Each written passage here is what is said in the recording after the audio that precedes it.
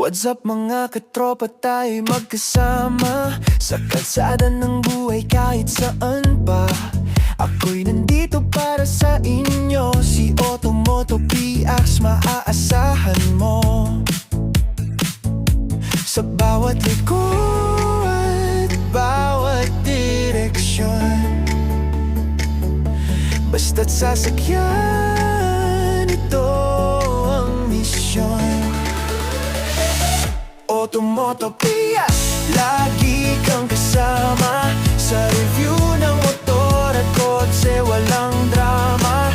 Sa sulok ng mundo ako'y nandyan, basta sasakyan ako'y maaasahan.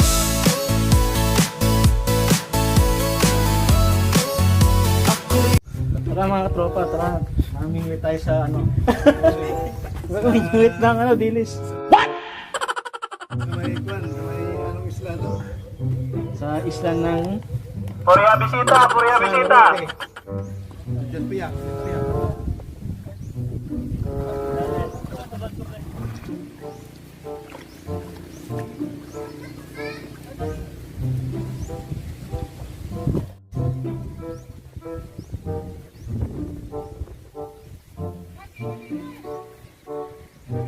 Ayun mga katropa, magbo-boating tayo syempre with ng Eileen Malayas. Dito tayo sa kanilang bagong speedboat.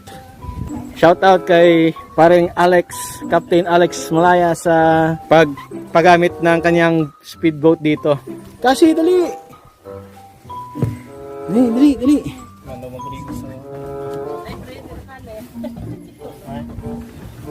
Yan.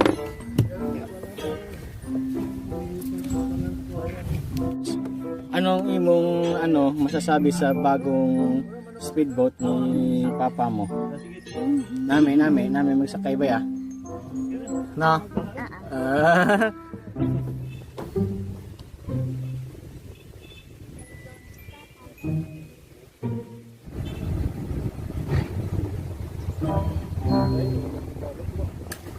Nandito tayo ngayon sa may sa tulay ng San Roque Libertad, tulay mga tropa.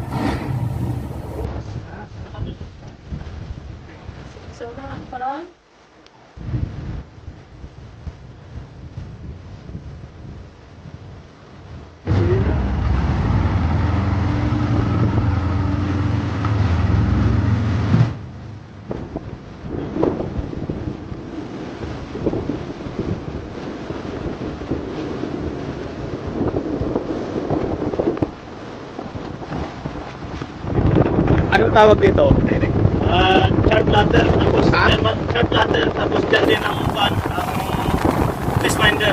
Fish finder, tsaka chart platter, tsaka fish finder yan mga tropa. Nakaka-detect siya ng isda. Saka yung lalim, Tsaka yung lalim ng tubig, madidetect ng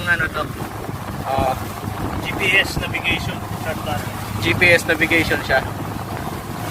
Alright. So ito yung kanyang forward tsaka backward. Ayan o. Ayan o. Ito, yan yung VHF radio. Pero meron siyang AIS. At ibig sabihin, automatic identification system. Pwede makakita ng barko yan na malayo. Oh. Kahit hindi mo makita ang barko, siya makita niya. Ayun, ito. Kapag hindi mo makita yung barko, siya makikita niya itong gadget na yan. AIS. Automatic identification system. Ayan, automatic identification system. Ayan, ganyan ka-high-tech yung speedboat ni Cap Malayas, mga tropa.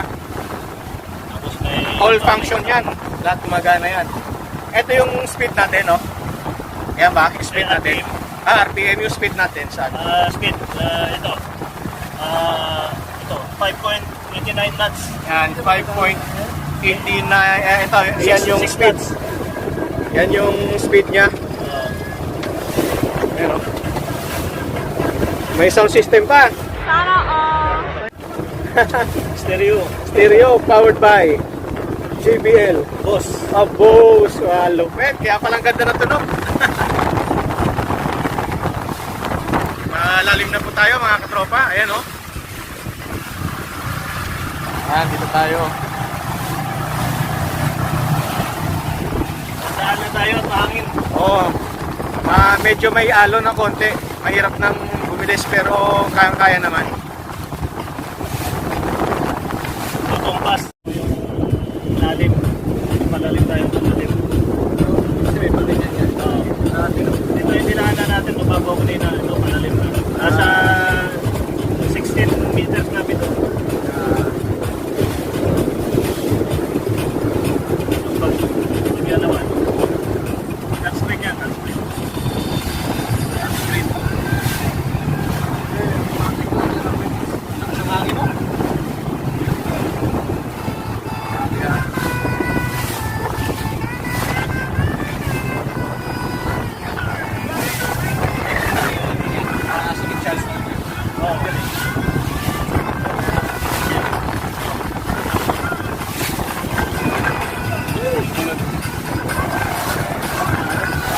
Right, nandito na tayo mga katropa kasi nasa malalim na part na kami, no. Ihuhulog na yung angkor. Ayan yung angkor, si angkor yung tawag.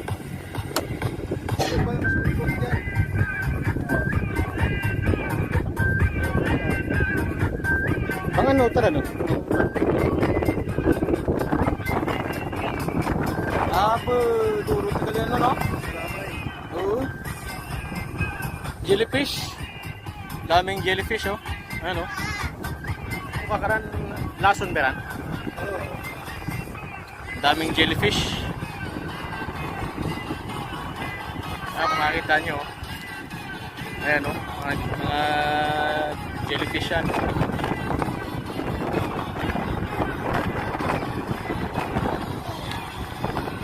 Daming jellyfish, oh. Ayan, oh. Yan, lahat yan.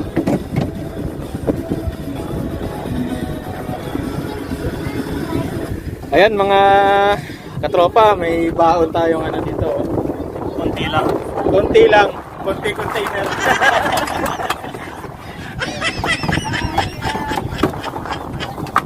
Kahit walang huli, basta may panginom. Birthday na yun, Tay. Birthday mo. Pinadalan ko kaya yung pira. Oh. Ano? Kahit walang huli, basta may pambili ng inom. Yan. Ang Aileen, Moto King, Captain, yan, literal na kapitan talaga yan. Captain Malayas, ayan. Siyempre dapat merong baong ganyan dito sa bangka. May mga fire stop na ano, para kung may apoy, mapapatay niya agad. Yan. Safety rin, for safety purpose. Yan. Okay. Saka mga tools, yan. Fire extinguisher yan.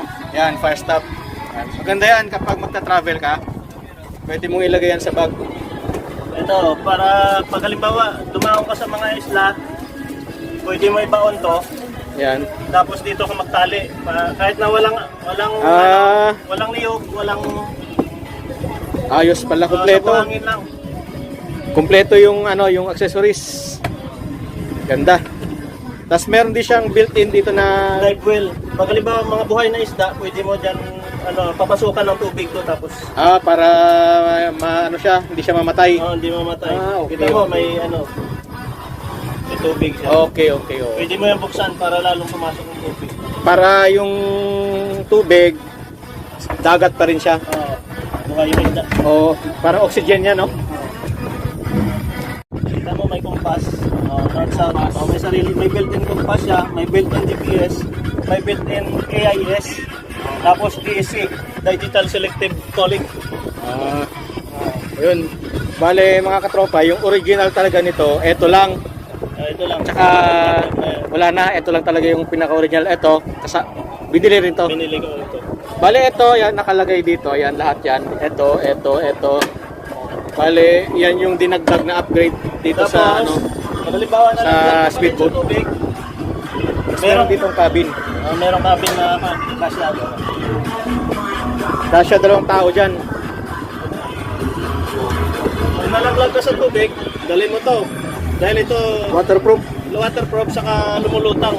Okay. Pwede ka pa rin tumawag ng emergency. Yun, no? Kompleto. Ganda, no? Ilang oras ang battery niya?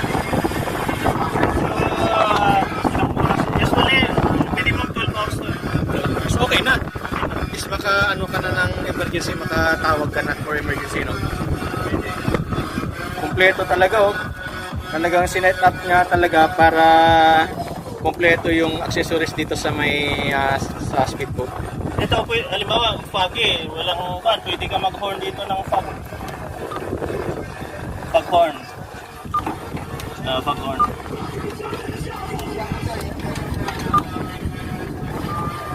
Yan, narinig mo yun? Yan yung fog-horn niya. Marinig ko yung doon basa. Ha? Lakasan mo, marinig. Okay. Yes. Every 2 minutes, tunog. Para ano ng iba na, oy, nandito ka. Okay. Yun, oh. Kasi ito yung loob niya, no? Kasya 2 tao dyan. May aircon yan, di ba? Wala pa. Wala pa. Bibitan pa yan. Pwede lagyan ng ano, Pwede lagyan. Maliit lang yan. si Kasi. Ang lapad, oh. Ganda. Kasi, shout out. Kung classmate, shout out kung classmate.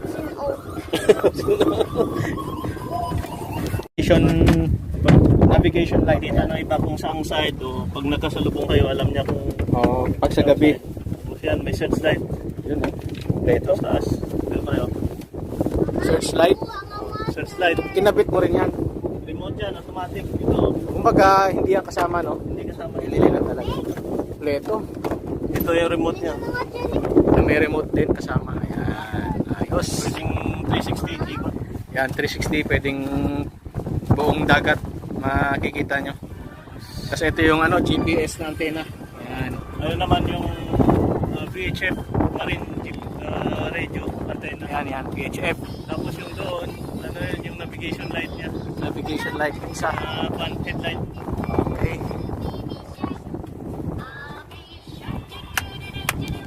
Meron din siyang radio, public address. Pwede bisita. Para tayo nasa Tugo, ah. Pwede na tumalon.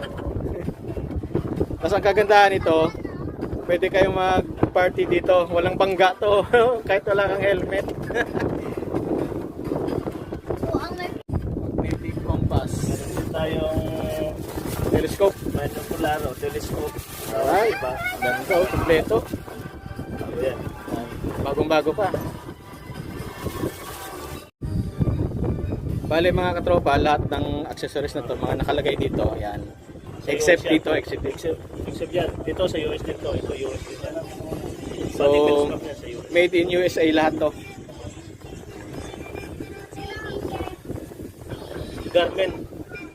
Garmin brand. Mga pwedeng matanong kung magkano yung isa niyan. Kasama shipping, mga 1,200 lang. Ito lang yan, ha. 1,200. So kung i-convert sa ano, peso, mga 60. Mga 70,000 yung halaga niyan. Ito lang yan. Ito mga katropa, may hideout, secret compartment. Ayan, oh. May kasama siyang cooler box. Ayan. Ito, no. Tapos merong ano, talaba tsaka kilawin na baon namin. Alright.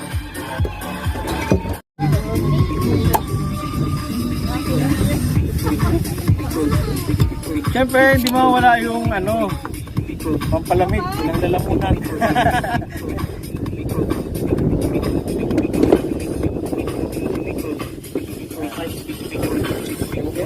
Gigi. Karoon lang. 6 hours later. At eto na nga mga katropa, bumalik na kami kasi dumidilim na rin at dito na lang kami magpapatuloy ng kwentuhan dito sa may tabi ng Dalampasigan. Kaya samahan nyo na lang kami sa kwentuhan namin mga katropa. Kapag pumunta ka ng Mararison gamit ang ano, ang kaya. Kayang-kaya, oo. May chart plotter yan. Ang chart, yan ang map na tinatawag. Kaya lang, pag sa dagat kasi, tawag chart. Pag sa lupa, map. May chart plotter siya. Powered by Garmin, GPS yon, GPS plotter. Bale, hindi na kailangan loadan pa yung ano. Hindi na. Matidetect Alam niya yon yung mga kwan dyan, yung mga depth, basta yung mga way kung saan man. Kahit buong mundo, kahit ikutin mo, kung kaya lang ng speedboat, Kung kaya ng alon. Kung kaya alon, pwede. Dahil ika nga yung gamit niya, pang worldwide, pang international yan. Maliit lang siya na speedboat pero High-tech pang pang barko yung ano. Oo. Mas high-tech pa sa barko. Wala basta-basta yung barko niya. Kaya pasalamat din tayo at pina-experience din sa atin ni Captain Malayas yung Hindi kayo liligaw, ika nga. kanyang speedboat. Ayan, first time din natin na ganyan. Yan na bigyan tayo ng chance na mapakita sa atin yung mga kinabit niya at saka yung mga system ng speedboat, no. So far okay talaga, kaso grabe yung alon. Nahilo ako pero nanibago ako, pero ngayon okay na. Ang kagandahan nito, design siya na pang fishing. Dahil may fish finder siya. Oh, yun. Ang fish finder siya kusang naglalagay sa database niya o sa memory niya kung saan maraming isda o kung lahat halimbawa ng madaanan niya rito, halimbawa punta ka ron, normal lang. Papunta ka ron. I-record niya lahat ng mga depth doon. So sa sunod na balik mo, alam mo na yan, naka-record na yan doon sa kanya kung ano yung mga depth, yung lalim. Grabe, no? So hindi mo na problemahin na ano kaya baka malalim doon banda doon o mababaw dito o ganon. Kung halimbawa nadaanan mo na minsan yan, nandun na yon sa record niya. Okay.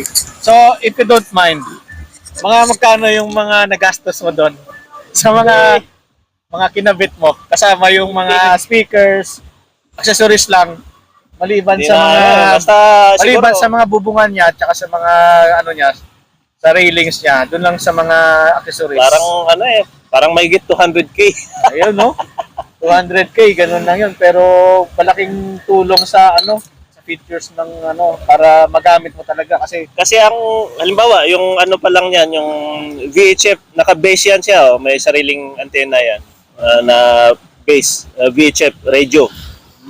Yung function yan, ang normal na radio sa barko, halimbawa, radio lang talaga na base. radio lang. Yan, may DEC yan. DEC, Digital Selective Calling. Halimbawa, pag may emergency yung ibang barko, madidetect mo dyan. So, pwede kang makapag-rescue. No? At isa pa, meron din siyang compass. May compass. May built-in GPS. Tapos, meron din siyang AIS. Ang AIS is Automatic Identification System. Makakakita yan ng barko sa paligid kahit hindi mo nakikita ng mata mo. Kahit sobrang layo ng barko. Kahit malayo o kahit malabo, kahit hindi makita ng mata mo, makikita niya. Kahit gatuldok na hindi makita ng mata mo, makikita niya. May parang aware ka na mabangga kayo, diba? Mabangga o halimbawa. May iwasan. Halimbawa, nagkaroon ka ng emergency. Wala kang nakikita sa paligid, pero may makikita siya. Pwede mo siyang tawagan kasi alam niya yung pangalan ng barko eh. Alam niya yung pangalan ng barko, alam niya yung speed, alam niya yung position, alam niya kung saan papunta yung barko. Halos lahat ng data ng barko nandyan sa AIS. Grabe. Kaya pala, so pwede mo siyang tawagan. Halimbawa, ito yung MB Tugo. Halimbawa, mayroon akong emergency, pwede mo ba akong tulungan? Which is required yan. Obligasyon ng bawat barko yan na tumulong. Tapos yun, may sound system siya, seryo. May sound system din siya, katropa, na boss. Ayan, kaya pala maganda yung tunog. Akala ko kasi built-in na talaga pagbili. Yung pala, kinabit lang nila. May foghorn. Masama panahon. Pwede mo i-activate yung kanyang foghorn. May foghorn pala kung ayun. May searchlight. Parang emergency, no? Ito remote niya. Yun, no? Talagang ginastosan. Sit-up ng foghorn. Halimbawa, kung wala ka nang makita, 0-0 visibility, halimbawa malakas ang ulan. Tapos wala ka nang makita, i-sit up mo ang foghorn every depende sa sit up mo. Usually 2 minutes. 2 minutes, mag-horn siya. Mamamatay pagka 2 minutes. Tutunog ulit. Para ma-aware ang kasalubong mo doon na nandiyan ka pala. Tapos pwede rin lakasan yung tunog nun. Malakas yun. Malakas. Yung pag-horn. Kunyari malayo yung ikaw, tapos dito maririnig mo yun. Alam yun ng mga barko, ang tunog ng paghorn. Okay. Oo. Talagang Kahit malayo kabisado yun, na marinig nila yung may mga paghorn na... Saka may MOB function din siya. MOB, man overboard function. So ang MOB function na yan din isang button diyan sa may ano niya, sa may VHF radio na pag pinindot mo yon, magta-transmit yon ng emergency signal sa lahat ng barko sa paligid. Na ibig sabihin, ikaw ay nasa emergency na nangangailangan ng tulong kahit hindi ka na sumigaw. Oh. Ang ganda ng features pala, no? Siyempre tayo, nagtatanong din tayo sa mga may experience sa ganyang klase kasi iba naman yung linya natin eh. Pero at least sa mga viewers natin na mahilig sa ganyan, sa mga ganito, mga boating, at least may idea kayo kung ano yung accessories na ilalagay nyo, di ba?